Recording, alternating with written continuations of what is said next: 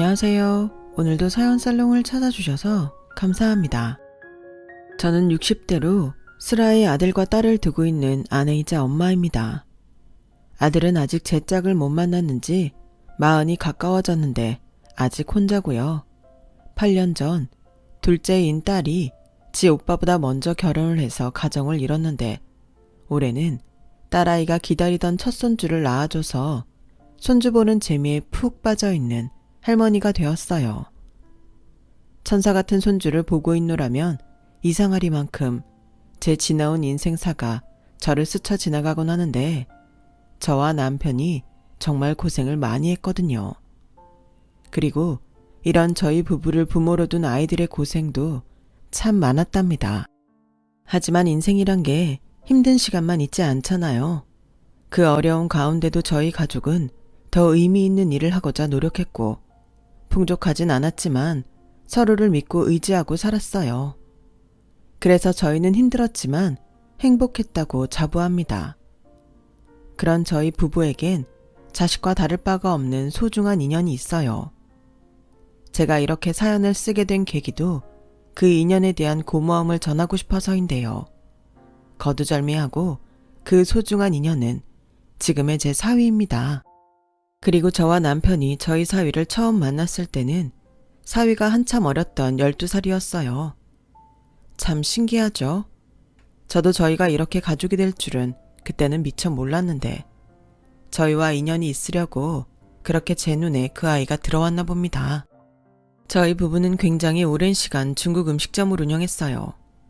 사실 그 전에 이것저것 많이 했는데 전부 망하고 하게 된 게 10평 남짓 중국집이었죠. 사실 중국집은 남편이 절대 하고 싶지 않다고 했어요. 남편은 일찍 강원도 선천에서 서울로 상경해서 중국집에서 숙식을 제공받으며 일을 했다고 하는데 어릴 때 하도 혼나고 무시를 당해서 저와 만났을 때도 자기는 중국 음식은 먹지 않는다고 말할 정도였으니까요.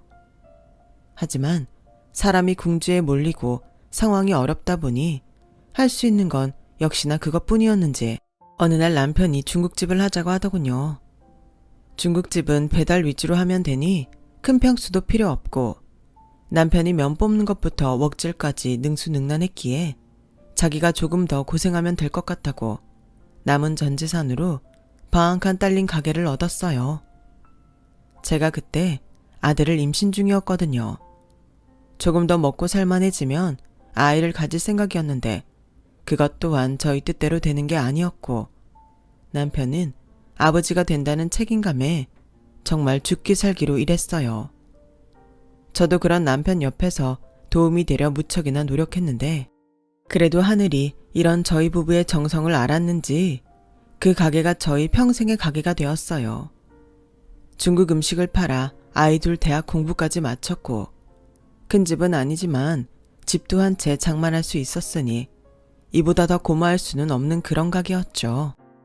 그리고 제가 첫째와 둘째를 낳고 저희 부부는 결혼 전 약속한 것들을 실천하기로 했는데요.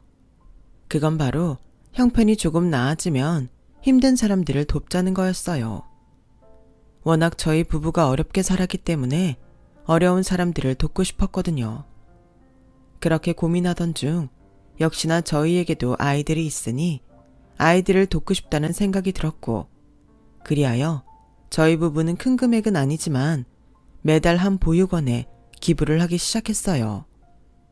그리고 한 달에 2번은 직접 보육원에 가서 짜장면과 탕수육을 만들어 아이들에게 나눠주는 행사도 하기 시작했는데 저희 딸이 그러더군요.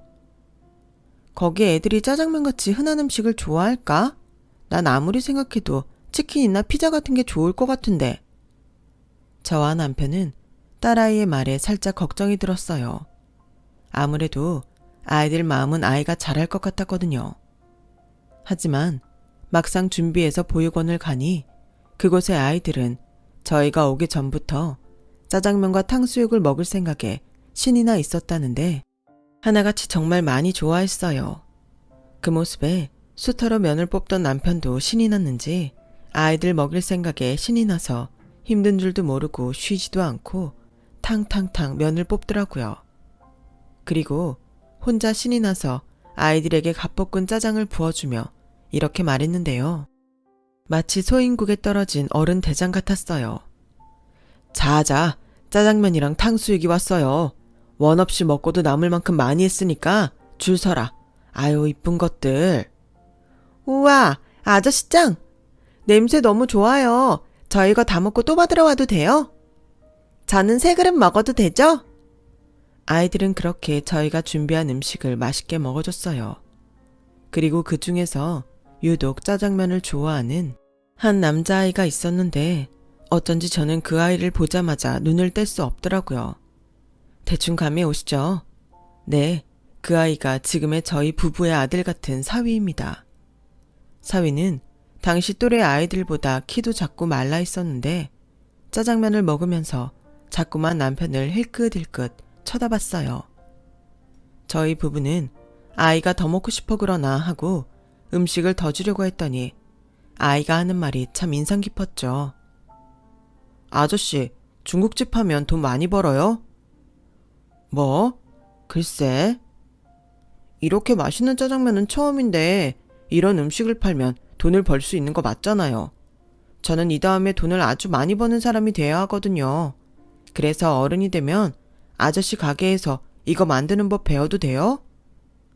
되고 싶다는 것도 아니고 되어야 한다니. 저는 남편과 함께 그 아이의 말에 의아해서 당신은 아무 대답도 하지 못했어요. 그리고 나중에 원장님을 통해 아이의 사연을 알게 됐는데요. 아이는 당시 보호자였던 할머니께서 형편이 어렵다는 이유로 보육원에 맡겨졌다고 했어요. 그런데 문제는 그걸 아이가 다 알고 있었다는 거였죠. 그래서 자기를 버린 할머니를 원망하기보다 자기는 돈을 아주 많이 벌어서 다시는 버려주고 싶지 않다고 했다는데 어찌나 가슴이 아픈지 저는 그날 이후 그 아이를 잊을 수가 없었어요.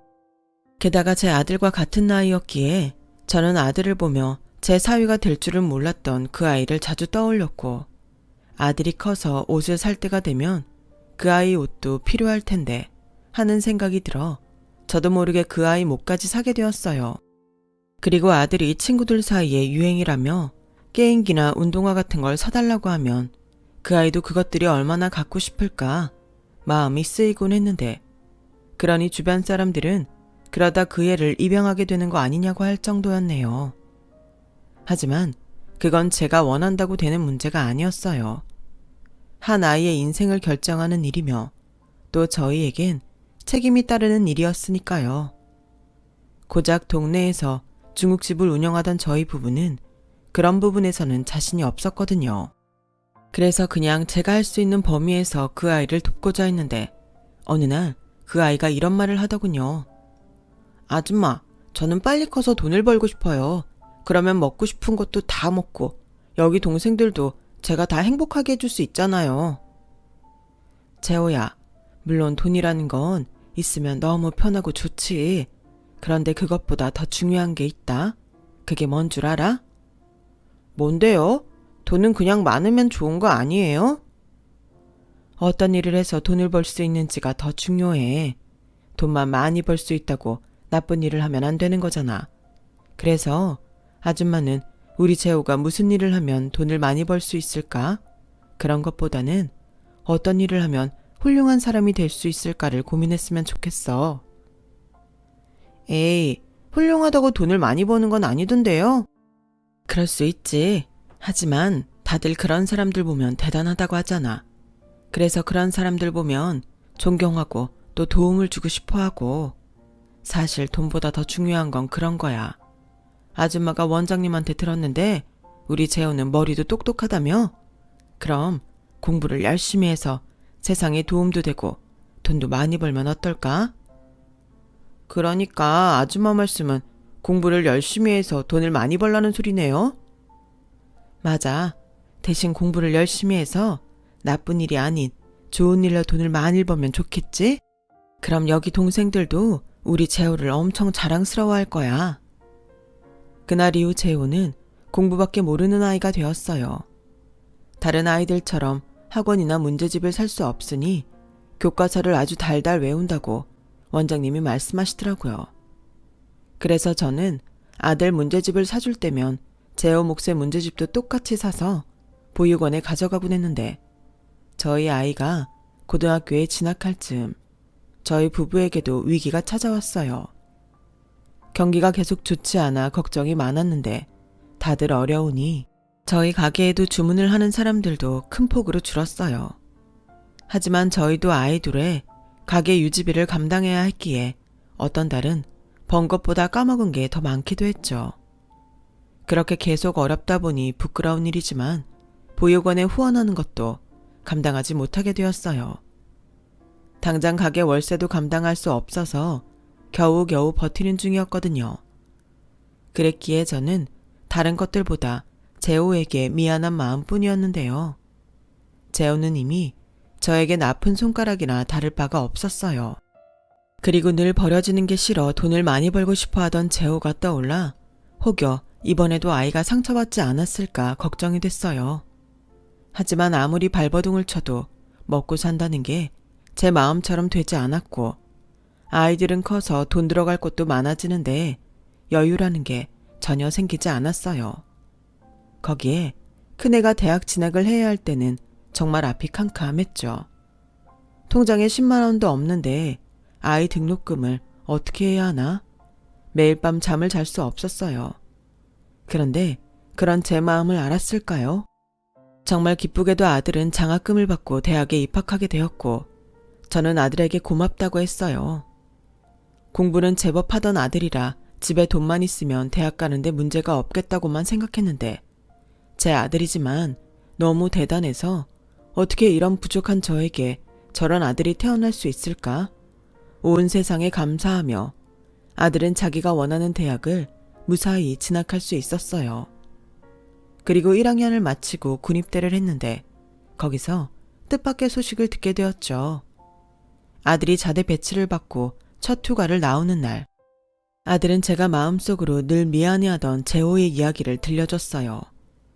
재호는 20살이 되자마자 군입대를 했는지 아들보다 높은 상병이었고 워낙 어릴 때 서로를 몇 번 본 것이 다였기에 함께 군생활을 하며 지내도 못 알아봤는데 저희 아들이 집이 중국집을 한다고 하면서 이야기를 나누는 중 서로를 알아봤다고 하더군요. 그리고 제대 후 재호는 저희 가게로 인사를 왔어요. 그동안 가게가 어딘 줄 몰라 찾아올 수가 없었다며 꼭 감사의 인사를 전하고 싶었다고 하더군요. 저는 마치 제 자식이 집으로 돌아온 듯 기쁘기만 했어요. 아휴, 그래도 정말 잘 컸다. 고맙다. 우리가 그때 이렇게 어려워지지만 않았어도 우리가 그렇게 헤어지진 않았을 텐데 아줌마가 끝까지 도와주지 못해서 미안해. 괜찮아요. 그리고 그동안 받은 게 많잖아요. 저는요, 그렇게까지 마음으로 저나 다른 아이들을 대하는 어른들은 아줌마 아저씨가 처음이었어요. 이놈이 말도 어쩜 저렇게 잘해. 그래, 너 지낼 곳은 있니? 보육원에서는 나왔지? 네, 자립수당이 나와서 그걸로 고시원 생활을 했어요. 지금은 군대에서 돈을 조금 모아서 월세라도 구해보려고요. 월세? 그럼 공부는 안 하는 거야? 대학은? 사실 좀 조심스러운 말이었는데 워낙 똘똘했던 아이라 저는 안타까운 마음에 그게 실례라는 생각도 못하고 재호에게 물었어요. 그러자 재호는 어설프게 웃으며 대답을 피했는데요. 왜 아니겠어요? 대학 등록금 때문에 잠까지 설쳤던 저였는데 재호한테는 그게 얼마나 가혹한 현실이었을지 저는 물어보고 바로 후회했네요. 그러자 남편이 먼저 재호에게 이런 말을 했어요. 재호야, 너만 괜찮다면 우리 가게에 방이 하나 딸렸는데 거기서 생활하면 어떻겠니? 네가 모았다는 그 돈으로 지금이라도 대학에 가거라. 아저씨, 제가 어떻게 그래요? 저는 괜찮아요. 제가 여기 온 것도 그냥 오랜만에 얼굴 뵙고 싶어서 찾아온 거지. 아저씨 아줌마한테 그런 걸 바래서 온 거 아니에요. 안다. 그래서 내가 더 고마워서 그래. 어차피 비어있는 방이고 네가 우리 가게 일도 틈틈이 도와준다면 겸사겸사 괜찮을 것 같아서 그래. 월세라는 게 돈 모으는 게 정말 어렵거든. 여보, 괜찮지? 괜찮지? 아니, 오히려 너무 좋아. 어떻게 당신은 그런 생각을 다 했어? 자기가 늘 재호 걱정을 하니까 그렇지. 재호야, 저 아줌마가 말이다. 그렇게 네 걱정만 한다. 그래서 내가 얼마나 미안했는지 몰라. 가게가 어렵지만 않았어도 너 하나는 내가 후원할 수 있었는데. 그런 말씀 마세요. 저도 늘 생각했어요. 어른이 돼서 돈을 벌면 꼭 찾아가서 그때 받았던 것들 보답해야 한다고요. 그렇게 재호는 우리 부부 곁에서 가족처럼 함께 지냈어요. 그러는 사이 재호는 서울에 있는 모 대학에 진학해 공학도가 되었고 아들도 제대 후 복학을 하면서 저희 딸도 수험생이 되었죠. 그러면서 저희 부부도 발등에 불이라도 떨어진 듯 아이들 등록금을 마련하기 위해 낮에는 장사를 하고 밤에는 저는 부업을, 남편은 대리기사까지 뛰며 열심히 돈을 모았는데요. 그러던 가운데 수험생이었던 딸에게 문제가 생겼어요. 늦은 시간에 집에 돌아오다 보니 그런 딸을 노리고 쫓아오는 남자들이 생겨난 거였죠. 물론 순수한 마음에 쫓아왔을 수도 있지만 그런 일을 당한 딸은 늦은 밤에 집에 돌아오는 게 무섭다고 했어요. 그러니 부모인 저나 남편은 마음이 좋지 않았고 남편은 대리운전을 하고 있으니 시간 내는 게 쉽지 않았는데요. 그런 저희 부부의 대화를 들었는지 배달을 마치고 온 재호가 선뜻 이런 말을 했어요. 제가 할게요. 수연이 끝날 때 맞춰서 학원에서 집까지 데리고 오면 되는 거죠? 재호야, 고맙긴 한데 너도 그 시간에 아르바이트 하잖아. 괜찮아. 그 일은 우리가 알아서 할게. 괜찮아요. 저 점주님한테 시간 조정해달라고 하면 돼요. 그리고 아무래도 제가 옆에 있는 게 더 안전하지 않겠어요? 저 군대에서 특공무술 단증도 땄어요. 우리야 그러면 너무 고맙지. 그럼 부탁해도 될까? 여보, 나도 재호가 나서주면 좀 마음이 편할 것 같아서 그래. 저는 재호의 말에 정말 고마웠어요. 재호는 늘 저희 부부의 아들처럼 항상 저희에게 도움이 되어 주었는데 방학한 내어줬을 뿐인데 재호는 늘 저희를 자신의 친부모처럼 챙기려 해주었죠. 그러니 어떻게 예쁘지 않을 수가 있겠어요. 그래서 저는 항상 아들애를 챙길 때면 재호 목까지 챙기며 늘 마음속으로 아들이 하나가 아니라 둘이라고 생각했는데 제가 미처 생각하지 못한 일이 생겨났어요. 저희 딸애가 재호를 좋아하게 된 거였죠. 매일 저녁 자기를 기다려주고 또 집까지 바래다주며 둘이 길거리 음식도 사 먹고 딸애가 공부하다 어려운 것이 생기면 따로 공부까지 봐주었으니 그런 감정이 생기는 건 어쩌면 당연했을지도 모르는데요. 참 이상한 게 남편이 그 사실을 알고 조금 달라지기 시작했어요. 재호 있잖아. 우리 수연이 옆에서 이젠 좀 떼어놔야 하는 거 아니야? 이젠 우리 수연이도 성인인데. 그게 무슨 말이야? 수연이가 성인인 게 재호랑 무슨 상관인데? 당신은 다 알면서 그래. 수연이 걔가 재호 좋아한다며. 그럼 둘이 연애라도 하게 두자는 거야. 사람 좋아하는 감정이 떼어놓는다고 사라치나. 그리고 좋아하면 뭐 어때? 난 재호 정도면 우리 딸 남자친구로 괜찮은 것 같은데. 이 사람아, 그건 아니지. 우리가 재호를 아끼고 아들처럼 생각하는 건 맞지만 난 구별은 확실하게 해야 한다고 생각해. 당신은 엄마라는 사람이 딸 미래를 그렇게 쉽게 생각해도 되는 거야? 당최 무슨 말인지 모르겠네. 수연이가 재호를 만나면 무슨 문제인 거야? 오히려 어떤 놈일지도 모르는 남자 만나는 것보다는 낫잖아. 우리가 재호를 모르는 것도 아니고. 재호 걔는 고아잖아. 저는 남편의 말을 듣고 제 귀를 의심했어요. 남편에 대해 모르는 게 없다고 생각했는데 그때 남편의 말을 듣고 이 사람이 내가 생각하는 사람이 맞나? 충격이었거든요. 하지만 남편은 선의를 베푸는 것과 가족 일은 별도라며 재호에게 더 이상 수연이랑 사적으로 만나지 말라고 불호령을 내렸어요. 그리고 저와는 상의도 없이 재호에게 이제 슬슬 가게가 아닌 지낼 곳을 마련해야 하지 않냐며 나갈 준비를 하라고 하는데 제가 다 얼굴이 화끈거리더군요. 저 인간이 원래 저렇게 매정한 인간이었나? 정남이가 뚝 떨어졌어요. 그렇잖아요. 자기가 먼저 들어와 살라고 해놓고 이제는 나가라니. 결혼하고 처음으로 남편이란 인간이 싫어졌어요. 워낙 아들보다는 딸에게 있어 극성인 부분이 있긴 했지만 저 정도일 줄은 몰랐죠. 자기 딴에는 딸애가 조금 더 좋은 집안에 조건 좋은 남자를 만났으면 했던 것 같았지만 저는 어째 서운하기만 했어요. 이미 재호를 제 아들처럼 여겼기 때문이었어요. 가뜩이나 고아라는 주홍글씨 때문에 상처가 많았을 아이인데 그걸 모르지 않을 남편이 저는 실망이었어요. 그리고 무엇보다 딸아이가 재호를 정말 많이 좋아한다는 걸 알았기에 더 안타깝기만 했는데요. 지 오빠랑 나이는 같았어도 지 오빠보다 재호를 더 의지했고 재호 말이라면 싫어도 들으려 하는데 어떨 때는 엄마인 저보다 더 나을 때도 있었어요.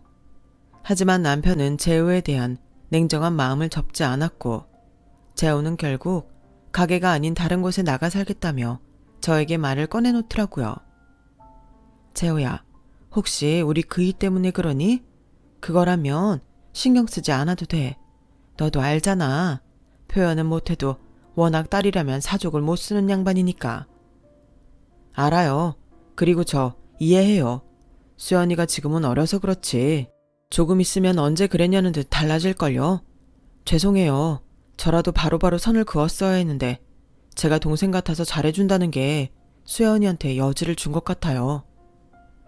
재호야, 아니야.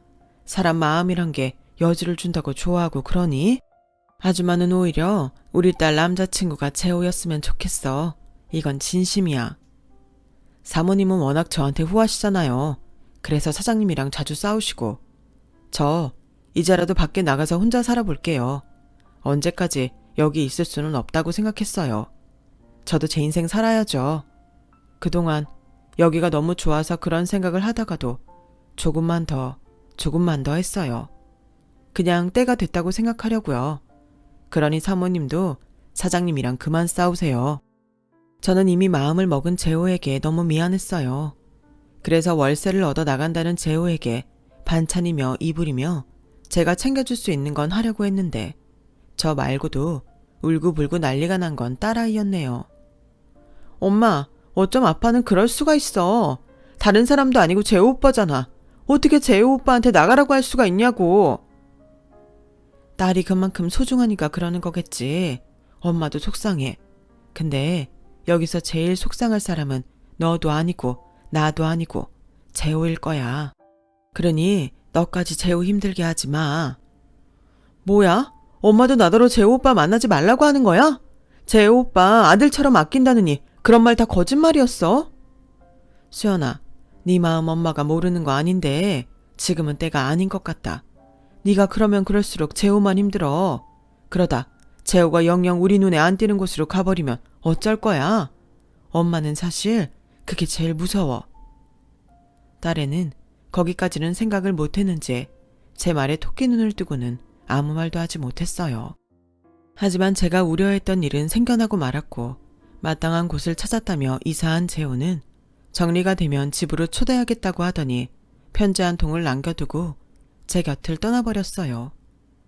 편지에는 그동안 너무 감사했다며 얼마 있으면 어버이날인데 자기가 우리 가족에게 밥이라도 사고 싶었다며 봉투에 편지와 함께 20만 원을 넣어놨는데 얼마나 울었는지 몰라요.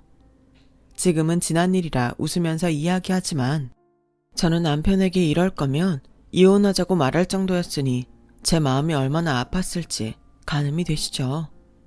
그렇게 재호와는 인연이 끊어진 채 살았어요. 늘 마음속에 아픈 손가락이었던 재호가 어딘가에서는 행복하게 살기를 바라며 이젠 자기 사업을 하는 아들과 제법 사회인이 된 딸과 함께 지내고 있었는데 남편도 저도 워낙 일만 하고 살아서인지 50대가 되니 조금씩 아픈 곳이 늘어갔어요. 하지만 아이들을 시집장가 보낼 생각에 가게를 접진 않았는데 빈방을 볼 때면 문득문득 재호 생각에 가슴이 먹먹해졌죠. 그리고 남편도 말은 하지 않았지만 뒤늦게 재호에게 미안했는지 저에게 가끔 재호 소식 없는 거지? 라며 묻는데 저는 그럴 때마다 남편을 째려봤어요. 다른 건 몰라도 재호한테 상처만큼은 주고 싶지 않았던 저였거든요. 그래서 재호에게 마지막으로 받은 20만 원도 쓰지 못하고 접어서 지갑에 갖고만 다니던 저였는데 저에게 큰 일이 찾아왔어요. 그냥 피곤한 거라고 생각했는데 몸이 붓고 얼굴은 노랗다 못해 회색빛이 되어갔는데 주변에서 간에 이상이 있으면 그런다며 저에게 겁을 줬어요. 그리하여 저는 병원을 찾게 되었고 그냥 별일 아니길 바랐는데 검사 결과는 절망이었어요. 간부전입니다. 어떻게 이 정도가 될 때까지 병원을 오지 않으셨어요? 진행 속도를 봐선 급성 같은데 지금도 늦은 상태입니다. 지금 당장 입원하시죠. 최악의 상황에선 이시까지도 생각해야 할 수도 있습니다. 그날 의사 선생님의 말에 저희 집안은 폭탄이 떨어진 것처럼 초토화가 되고 말았어요. 아들은 돈이라면 얼마든지 낼 수 있으니 어떤 치료든 다 하라고 했고 딸은 자기가 속 썩여서 그런 것 같다며 우는데 이런 말이 이상하게 들릴지 모르겠지만 다 싫었어요. 왜 하필 나인 건지 받아들일 수 없었어요. 그리고 남편은 죽는 얼굴을 하고 아무 소리 않는데 사람이 아프니 별게 다 거슬린다고 그런 남편의 꼬라지도 보기 싫더군요. 죽고 싶지 않았어요. 내가 왜 죽어야 하는 건지 억울하기만 했죠. 그 뒤 저는 살아도 죽어있는 것처럼 살았어요. 병원 입원에 힘든 치료를 받으며 하루하루 불편함과 고통 속에 살았는데 그러기 싫지만 희망이 보이지 않으니 어느덧 저도 제 상태를 받아들이게 되더라고요. 그리고 그때 처음으로 남편의 속마음을 들을 수 있었어요. 여보, 나 우리 애들 결혼하는 건 보고 갈 수 있을까? 아니 이 사람아, 왜 그런 말을 해? 당신이 가긴 어딜 가? 애들 결혼하고 손주, 손녀 시집장가 가는 것까지 다 보고 나랑 같이 가야지. 그게 마음처럼 돼? 생각해보면 지금껏 내 마음대로 된 게 하나도 없어. 나 그동안 착하게 살았다고 생각했는데 아닌가 봐. 자기 같은 사람이 어딨다고 그래. 그런 걸로 순번 따지면 내가 먼저 가야지. 그런 생각하지 말고 좋은 생각만 해. 그리고 이따 수연이가 지 만나는 남자 데리고 여기 온다고 했어. 남자? 갑자기? 걔도 어른인데 남자 만난다고 우리한테 허락받고 만나나? 들어보니 만난 지 꽤 된 것 같은데 여차하면 둘이 결혼시킬까봐. 웬일이래? 딸 일이라면 아주 난리인 양반이? 왜? 그 남자는 조건이 퍽 괜찮아? 몰라. 근데 내 딸이 그렇게 목을 매는데 어떡해? 자존심 상해서 확 알았다고 했지. 그러니까 당신도 약한 마음 먹지 말고 얼른 자리 털고 일어나. 그래야 딸 결혼식에 혼주석에 앉을 거 아니야.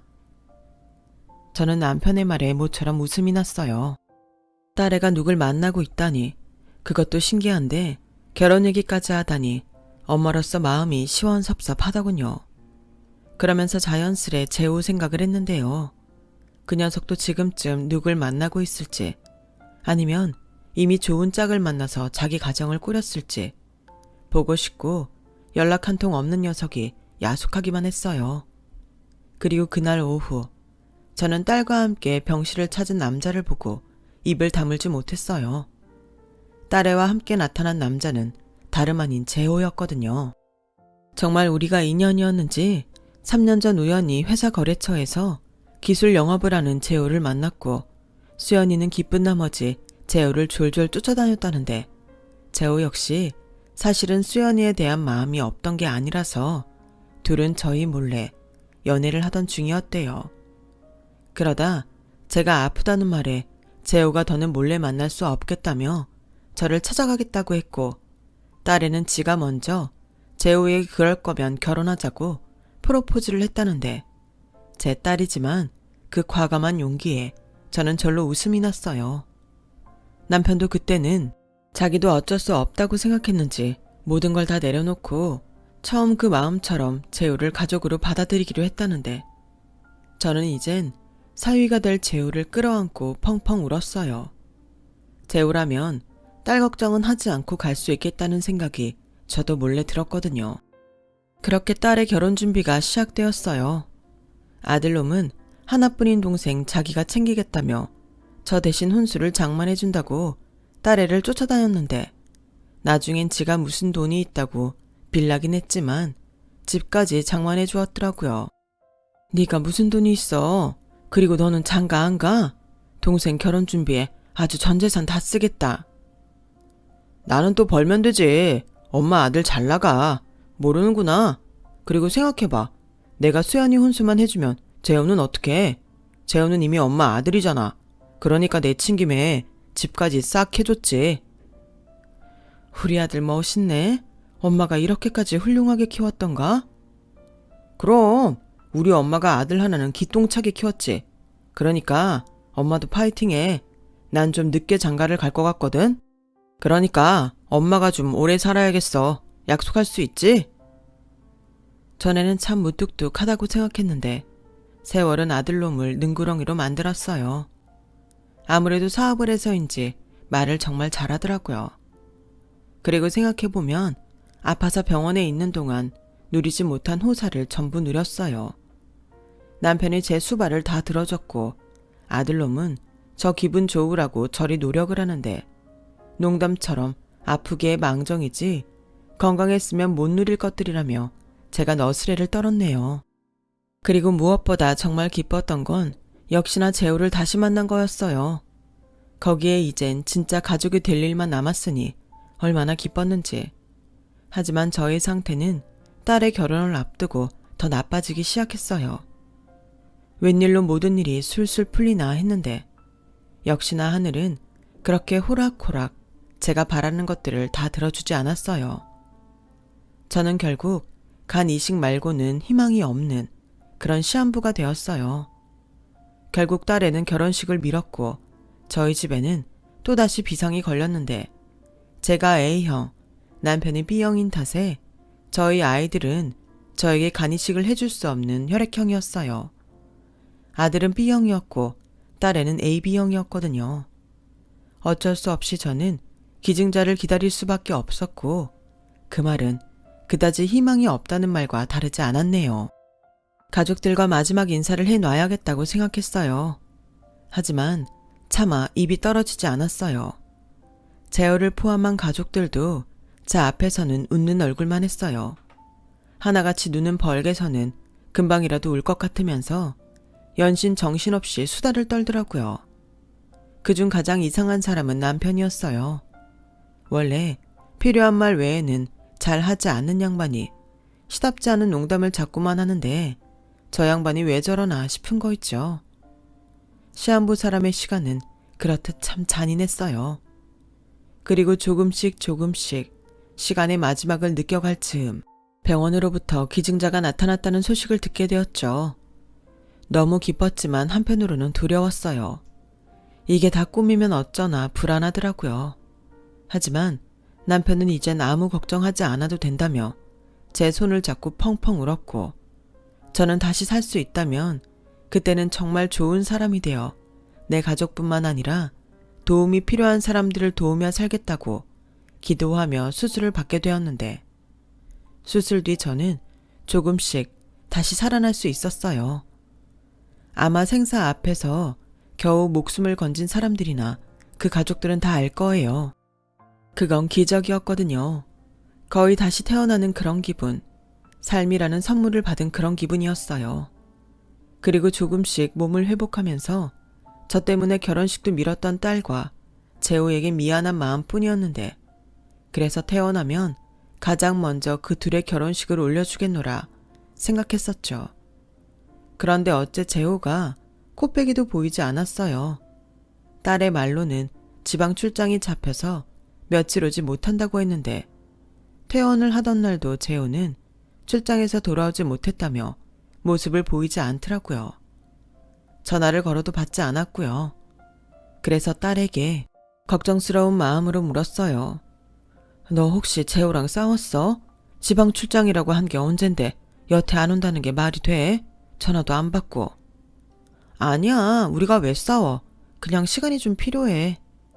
왜? 무슨 일인데? 너 엄마 걱정되게 자꾸 그럴 거야? 재호 회사에 전화해본다. 엄마, 그냥 딸이 그러면 그런가 보다 하면 안 돼? 그 사람이 회사 그만뒀어. 그래서 시간이 필요하다고 그런 거야. 우리 사이 아무 문제 없으니까 엄마는 걱정하지 말고 집에서 요양이나 잘해. 그래야 나도 빨리 결혼하지. 저는 딸의 말에 걱정부터 됐어요. 무슨 일이기에 그 착한 애가 회사를 관뒀을까? 회사에서 무슨 일이 있었나? 별별 걱정이 다 됐죠.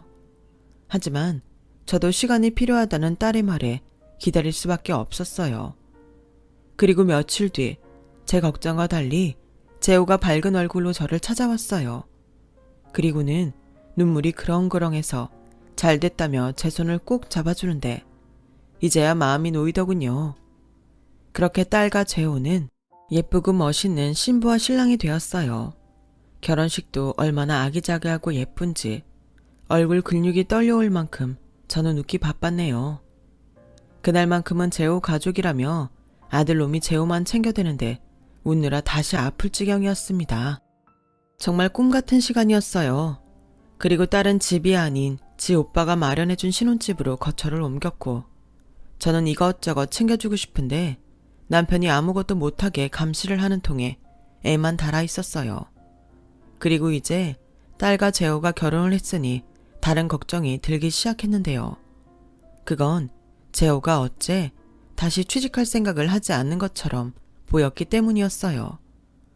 그래도 뭔가 등을 떠미는 것 같아 그 말을 하기가 조심스러웠는데 그즈음 딸애가 직장 생활이 힘든지 얼굴이 반쪽이 되어 집에 왔고 저도 속상한 마음에 재호에게 처음으로 잔소리를 했어요. 재호야, 너 이제 쉴 만큼 쉬었으니 다시 일을 해야 하지 않겠니? 둘이 결혼했는데 수연이만 너무 고생하는 것 같다. 이제 둘이 결혼도 했으니 애도 낳아야 할 텐데 그럼 재훈이가 가장이 되는 거잖아. 먼저 회사에서 무슨 일이 있었는지 모르지만 이젠 털고 일어나야지. 엄마, 나는 괜찮아. 그리고 이 사람 아직 좀 더 쉬어야 해. 괜히 재촉하지 마. 엄마는 아무것도 모르면서. 수연아, 왜 그래? 장모님, 안 그래도 새 직장 알아보고 있어요. 괜히 이거저거 따진다고 고르지 못했는데 조만간 다시 취직할 거니까 너무 걱정하지 마세요. 아직 완전히 나은 거 아니시잖아요. 그래, 나는 재호 너 믿어. 그리고 수연이 너도 참 그렇다. 엄마가 걱정돼서 그런 건데 기집애 시집가더니 너 서운하다. 저는 그때까지 딸의 말을 이해하지 못했어요. 지 걱정돼서 그런 건데 오히려 저에게 그런 식으로 말하더니 새삼 서운하더라고요.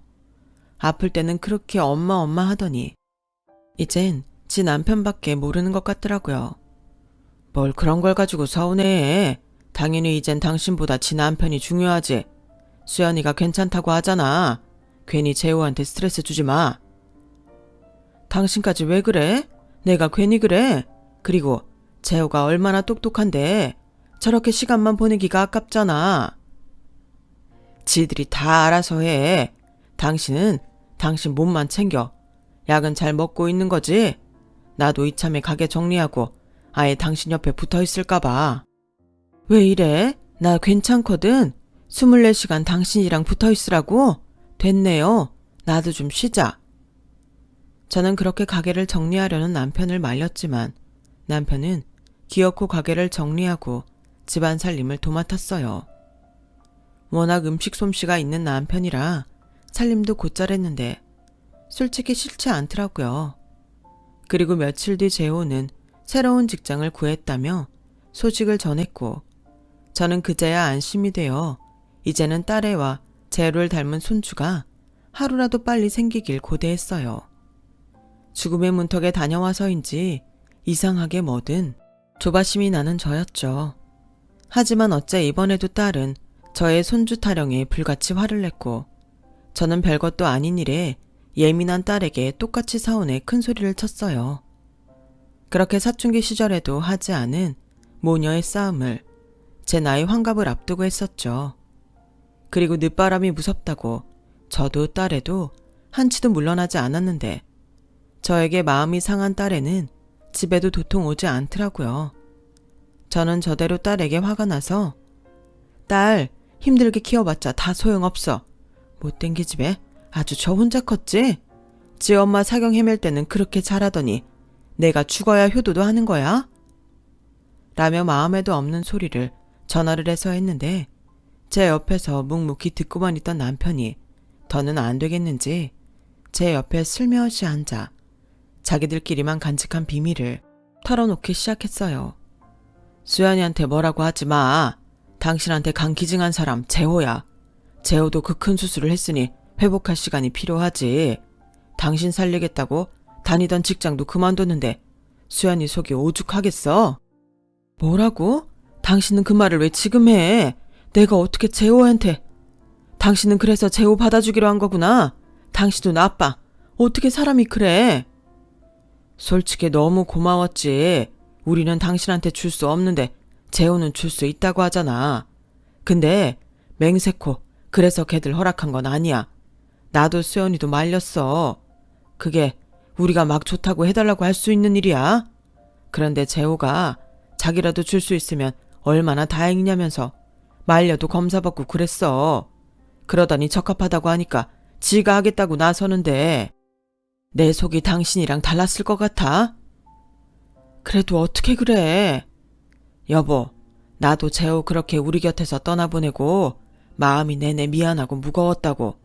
근데 수연이랑 만나고 있다고 하니까 그제야 잘됐다 싶더라고. 내가 고맙다고 했어. 당신한테 간을 줘서가 아니라 다시 우리한테 와줘서 고맙다고 했다고. 몰라. 진짜 속상해 죽겠어. 그런 그 몸으로 지금 다시 취직을 했다는 거잖아. 아, 내가 못 살아. 재호랑 수연이 당장 집으로 오라고 해. 이것들은 그랬으면 그렇다고 말을 하지. 이 사람 또 그런다. 당신이 이런데 걔들이 어떻게 말을 해? 재호가 비밀로 해달라고 신신당부했어. 오죽하면 당신 알까봐 그 몸으로 취직까지 했겠냐고. 당신이 알면 미안해서 자기 편하게 못 받아준다고. 재호 걔가 얼마나 전전긍긍했는지 알아? 그리고 당신 간 주려고 걔들 혼인신고도 미리 했다. 어찌나 깐깐하게 보던지 수술도 받기 전에 아주 애들 속을 태우더라고. 그거 보면서 나도 정말 미치는 줄 알았어. 차라리 내가 대신 죽지 싶었다고. 저는 고맙다는 생각보다도 미안한 마음에 어쩔 줄 몰랐어요. 어째 그 아이와 저는 그런 인연인 건지. 그래놓고 뭘 그렇게 잘났다고 잔소리를 했을까. 제 입을 제가 꿰매버리고 싶더군요. 그리고 저는 딸애에게 모든 걸 다 들어서 안다고 오고 싶을 때 집에 오라고 했는데요. 그러자 그날 저녁 둘은 저를 보러 왔고 저는 그만 아이들을 끌어안고 오열하고 말았습니다. 미안하다. 나는 그런 줄도 모르고. 재호야, 너는 괜찮아? 이 몸으로 어떻게 일을 해? 내가 미안하다. 그리고 수연아, 엄마가 애 가지라고 보챈 거 미안해. 아니야, 엄마도 몰라서 그런 거잖아. 다 이해해. 나야말로 엄마한테 짜증내서 미안해요. 장모님, 저 괜찮아요. 오히려 제가 할 수 있는 일이 있어서 얼마나 기뻤는데요. 저 어릴 때 그러셨잖아요. 어떤 일을 하는가, 그게 더 중요하다고. 전 이렇게 제가 받은 거 보답할 수 있어서 정말 감사했어요. 어쩜 저렇게 마음씨가 예쁜 아들이 다 있을까요? 저는 그날 이후 새 아이의 엄마가 되었어요. 제 건강은 모두의 건강이라는 생각에 병원도 꼬박꼬박 잘 다녔고 몸이 회복되면서 다짐했던 대로 사회봉사도 다니고 동네에 도움이 필요한 사람들을 돕고 있어요. 그러면서 두 번째 인생을 살아가고 있는데 저도 그렇고 남편도 한 가지 깨달은 것이 있습니다. 돕는다는 게 사실은 받는 게 더 많다라는 거였죠. 좋은 사람들은 물론이고 되돌아오는 고운 마음이 저희 부부를 오늘도 행복하고 힘을 내게 하거든요. 요즘 같으면 저는 더 이상 바랄 것이 없어요. 그리고 최근엔 기다리던 손주까지 품에 안았으니 저는 이 세상에서 가장 감사하고 행복한 할머니입니다. 제가 낳은 아이들을 품에 안았을 때와는 사뭇 다른 이 느낌, 아마도 제 자식들은 아직 알 수 없겠죠. 재호는 당시 급하게 들어간 회사에서 나와 몸조리를 조금 더 한 후 당당히 대기업의 연구원으로 이직을 했어요. 지금은 나름 승승장구하며 잘 지내고 있고 제 아들 역시 하는 사업이 꾸준히 잘 되어 지금은 제가 호강에 겨운 생활을 합니다. 그렇게 힘들고 어렵더니 이런 시간이 오려고 그랬나 봐요. 그리고 어쩌면 제 속으로 낳지는 않았지만 저와 사위는 처음부터 가족이 되려고 만난 게 아닐까 하는 생각을 하는데요. 부디 아들 같은 우리 사위 재호가 저희 부부의 울타리에서 넘치게 행복하길 바랄 뿐입니다. 그리고 이 자리를 빌려 이 말을 꼭 하고 싶어요. 얼굴 보고 하면 좀 쑥스러운 말이거든요. 재호야, 나는 너를 처음 만났을 때부터 너를 사랑하게 됐단다. 그리고 이렇게 우리 부부의 아들 같은 사이가 되어줘서 너무 고마워. 네가 선물한 기적으로 우리 앞으로 계속 한 가족으로 행복하게 살자꾸나. 사랑한다 내 아들. 너를 항상 아끼는 장모이자 엄마가. 그린데도 참 창피하네요. 원래 진심을 전한다는 게 이렇듯 낯간지러운 걸까요? 부디 제 마음이 우리 아이들 그리고 재호에게 닿기를 희망하며 제 이야기를 마치도록 하겠습니다. 지금까지 제 이야기, 아니 우리 가족의 이야기를 들어주셔서 대단히 감사합니다. 항상 건강하시고 행복하시길 진심으로 소망합니다. 여러분, 사연 댓글에 응원과 현명한 조언 부탁드려요. 좋아요와 구독은 저에게 큰 힘이 됩니다. 오늘도 좋은 일 가득하세요.